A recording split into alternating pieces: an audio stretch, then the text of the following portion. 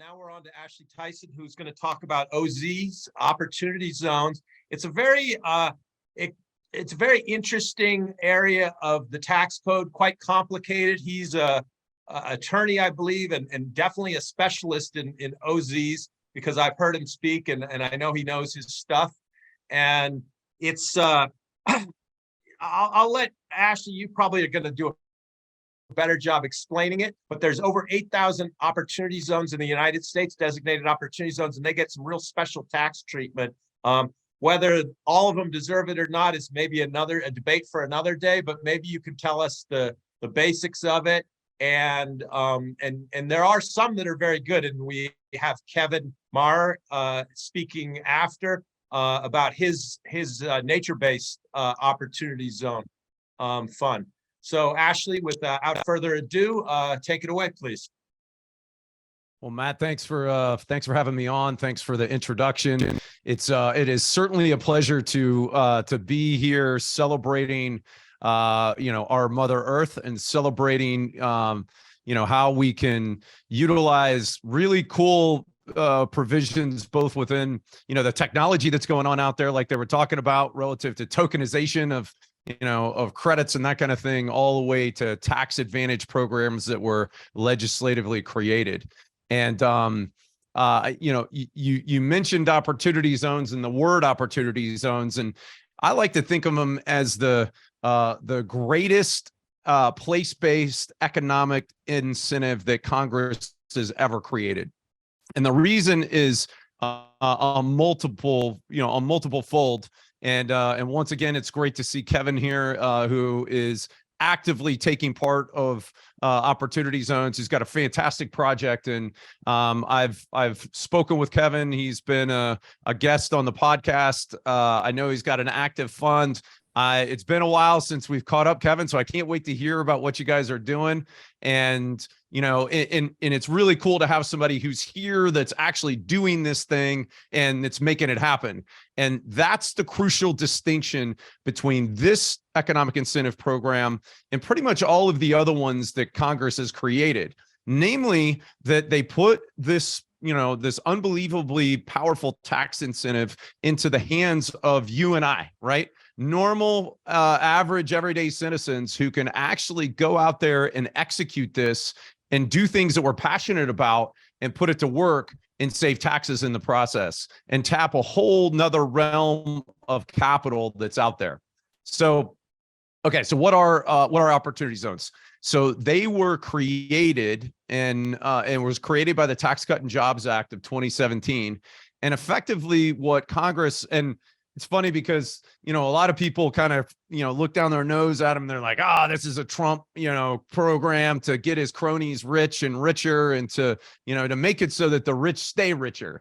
And what's really fascinating about this is that this program was actually a Clinton era kind of thought process that never got executed on. It is, for whatever reason, it couldn't get through Congress until, ironically, the Republicans got a hold of it in 2017 and then ran it through.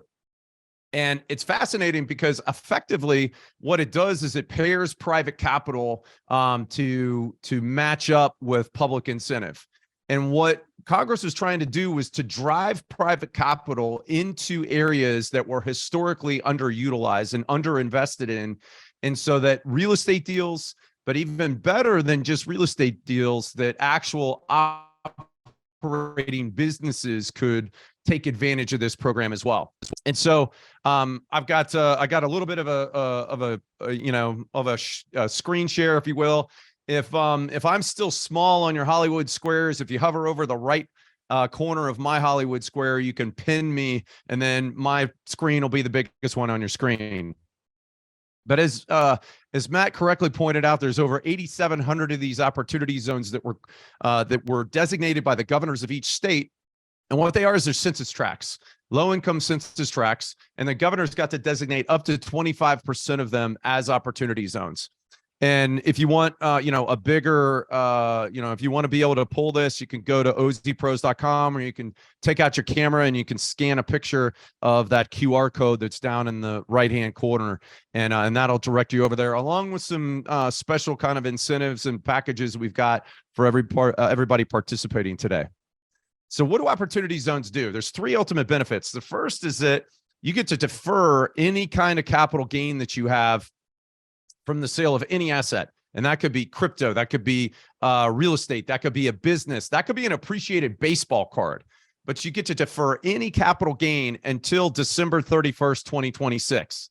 And so what Congress was trying to do is they were trying to get the attention of private capital. And they said, okay, how can we get people out of the traditional markets, like the stock market, which had like $5 trillion of appreciated unrecognized capital gains in it? And how can we get them participating in things that we want them to do, as opposed to just kind of the traditional marketplace? And so that's what generated this concept of that you have to have a capital gain to start your investment. And so you get to defer that capital gain until 2026, which once again is kind of like an interest-free loan from the government. And then there were two other incentives that were designed to get private capital off the sidelines. Now, those incentives expired in 2019 and 2021, respectively, which is why a lot of times people will say, oh, well, I thought that opportunity zones were done. Well, no, just this one benefit has expired. And there's currently legislation that's pending that will bring those two benefits back. And, so we probably set up more opportunity funds than anybody in the country. And it was really interesting to see how this artificial and capricious deadline that Congress put into this 3 pages of legislation actually got people to do this. We saw an unbelievable rush of capital flood the opportunity zone markets because of this fairly small tax incentive that was there, where they either say 15% or 10%. If they were invested by either 2019 or 2021. And so bringing that back would be huge for this industry. And the legislation kind of cleans up and addresses some of the ills and some of the things that people were saying, oh, well, man, this is just a program for the rich to get richer. It actually, has tracking for impact, and also encourages more rural opportunity zones like what Kevin is doing. And so the third benefit is this step up in basis to fair market value after you hold your new investment for 10 years. And that's the real big benefit here, is that a step up in basis to fair market value not only eliminates capital gains, but it also eliminates depreciation recapture. And so for real estate investors, that's a huge tax incentive for them to come out of something that they're doing, take that capital gain, put it into a qualified opportunity fund, which is actually fairly simple. And I'm going to give a real fast overview of this because I don't want to get too far into the weeds. But effectively, a qualified opportunity fund. So this is opportunity zones on a page. Once again, if you want any of these slides, you can go to that QR code down there and you can download them. And so this basically describes it. You got to have a capital gain from a sale to an unrelated party. You're going to drop that into a qualified opportunity fund. And it's interesting because a qualified opportunity fund is just an LLC taxed as a partnership. So as a result, pretty much anybody can set this up, right? Main Street America, folks doing rural agricultural deals like Kevin, folks like anybody here on the phone that wants to do a deal can pretty much do it, because literally we're just setting up an LLC taxed as a partnership. And then that QOF it needs to invest into qualified opportunity zone business property, either directly into the real estate, or they can invest through what we call a qualified opportunity zone business, which once again is just a corporation or a partnership that's set up for purposes of investing into opportunity zones. So you put your capital gains into a QOF, and unlike 1031, once you do that, it stops your 180-day clock. You've now got you basically have between 6 months to 4 years to deploy that capital, based upon some kind of nuances of, the testing and that kind of thing that, once again, I'm not going to get into the weeds on this, but effectively, you drop that cash in, you got between 6 months to 4 years. And then ultimately, after your investment into the fund turns 10 years hold, anything that the fund owns, either directly or through the qualified opportunity zone business, is going to come out come out with a step up in basis to fair market value. And so what that means is that when you transact after that 10-year point, whatever your price is, you're going to get a step up in basis to that amount, which is going to make it so that you don't pay any capital gains, because capital gains are basically the difference between what somebody's buying it for and what your basis is. And so if your basis is equal to the amount that they're buying it, it makes all of that capital gains go away, and then also any depreciation recapture. And so as a result, what we're seeing, right, from from folks that are taking advantage of opportunity zone transactions, and like I said before, so we originally went to market to set up our own fund. We were going to raise money to do a roll up of construction cladding businesses. And because of some market dynamics and that kind of thing, it ultimately didn't end up working out. And so I had all these people asking me, "Hey, well, dude, you know about opportunity zones. Would you mind kind of helping us along the way and guiding us through ours?" And so I was like, well, I guess, instead of mining for gold, I'm going to start selling shovels to the other folks that are out there doing it. And so we ended up setting up a business, and that morphed into ozpros.com. And, since then, we've had over 2,000 strategy calls from people all over the United States that want to know and learn about opportunity zones. And it kind of became the quickest way to figure out, okay, how do I do this? And is my strategy going to work? And so through that, we've ended up setting up over 800 opportunity zone entities. And we've seen kind of this unbelievable dynamic of folks that are coming to the table, right? Of folks, whether it's co-working centers or, rural agricultural deals. I helped somebody buy an existing, it was an old plantation, and they're turning it into a wetlands mitigation bank.